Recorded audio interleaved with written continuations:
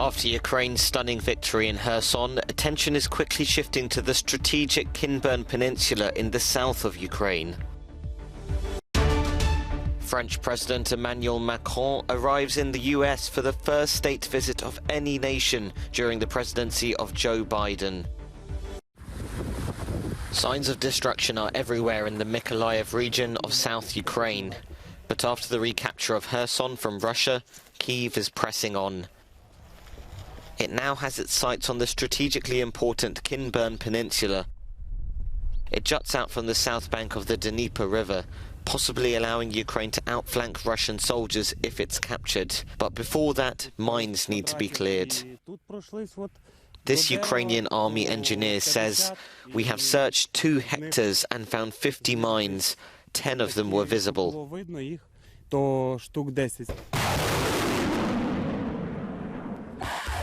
Further away in the eastern Donetsk region, Ukrainian soldiers are using a multiple rocket launcher to target Russian supply lines. One soldier said, "We move to a position, take a position, deploy the car, aim and fire. After that, we quickly roll up and leave the shooting site." Meanwhile, Russia's defense ministry claims their troops have hit a Ukrainian weapons depot in Zaporizhia, as well as killing dozens of Ukrainian troops in the Donetsk region, in Kharkiv and in Kherson. It also says it shot down 9 Ukrainian unmanned drones. However, Kyiv's forces say they're determined to hold strong, despite the heavy Russian artillery bombardment.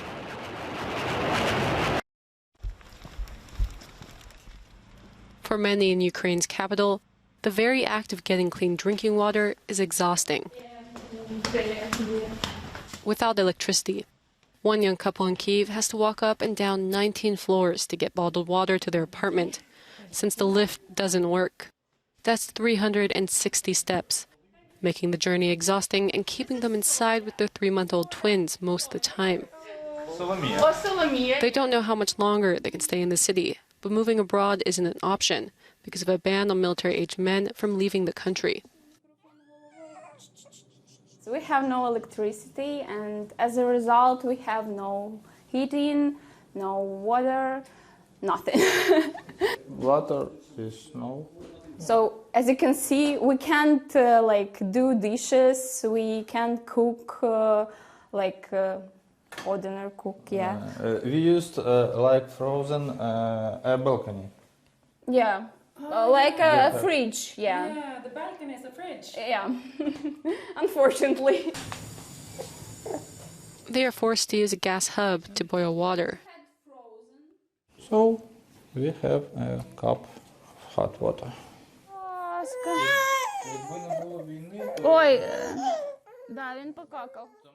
We are the family, and we have to go through all this, through everything together. And Ukraine is my country. Around 6 million people in Ukraine and 25% of Kyiv are living in a similar situation, which could become worse as temperatures drop and winter approaches.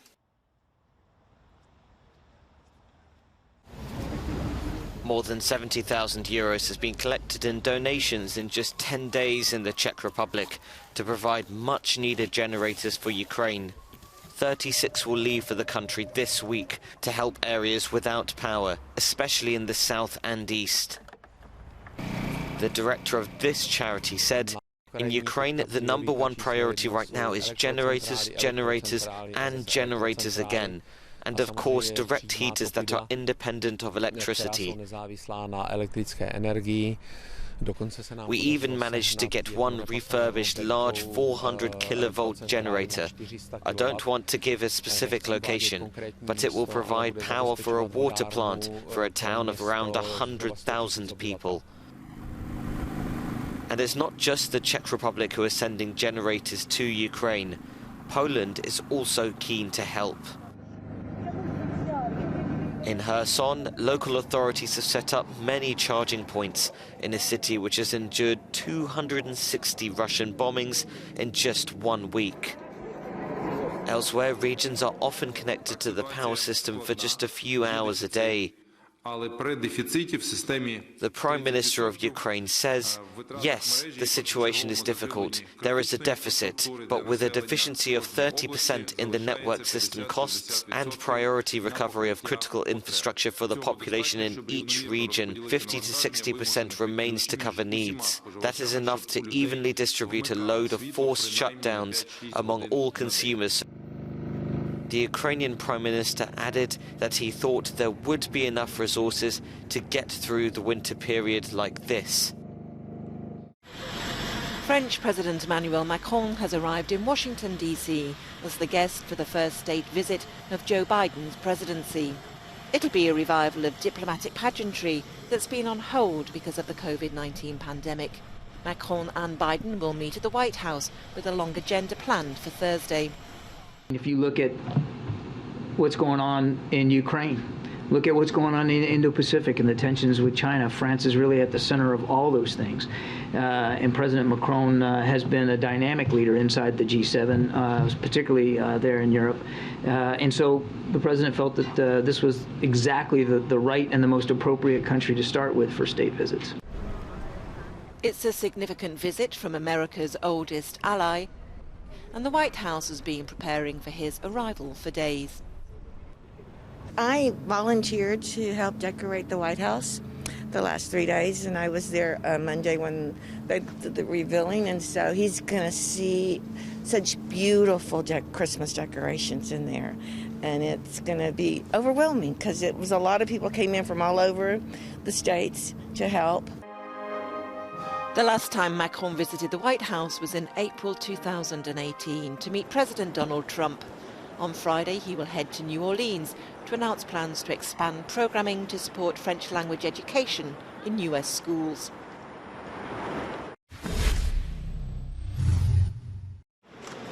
French butchers and sausage makers protested on Tuesday against the soaring prices of energy outside the lower house of Parliament. They're complaining about the rising cost of refrigerating their meat and urge butchers' shops to turn off the lights as a symbolic gesture against the rising costs of electricity. Activists want the government to adopt similar policies to those found in Germany, Spain and Portugal, where gas and electricity prices are not index-linked, and as a result 4 to 5 times less expensive than in France. 5 Palestinians have been allegedly killed by Israeli forces during 4 separate incidents in the occupied West Bank. 2 of them were brothers in their early 20s and both were students. According to reports, 9 others were shot by live bullets and are in a stable condition. Another man rammed his car into an Israeli woman, seriously injuring her before he was shot dead by Israeli forces, officials said. Tensions between Israelis and Palestinians have been on the rise for months amid nightly Israeli raids in the West Bank. A busy highway along the Lebanese coast was submerged on Tuesday after heavy rain. The infrastructure for proper drainage has been in disrepair after many years of an economic crisis and increasing public debt. In October, the first downpour of the year flooded several coastal towns along the Mediterranean Sea, damaging the national grid. Officials say the recent bad weather conditions are likely to continue on Wednesday, with possible snow on higher ground.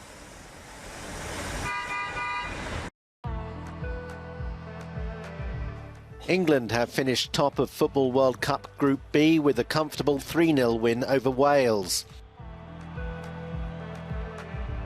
Phil Foden and Marcus Rashford with 2, the scorers.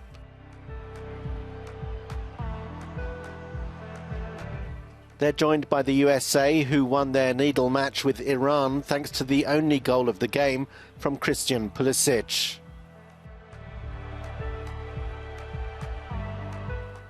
Those results leave Wales bottom of the table with just 1 point, while Iran finished third. Earlier on Tuesday, Netherlands punched their ticket to the round of 16 for the 11th time in team history. The Dutch finished atop Group A with a 2-0 victory over host country Qatar. Meanwhile, it was a thriller at the Khalifa International Stadium as Senegal also advanced. Playing without superstar Sadio Mane, it was a must-win game for the Lions of Teranga, and they roared past Ecuador 2-1. After Moises Caicedo netted the equalizer in the 67th minute, Kalidou Koulibaly responded with the game winner to send Senegal, the champions of Africa, to the round of 16. Adil Halim, Euronews, Doha.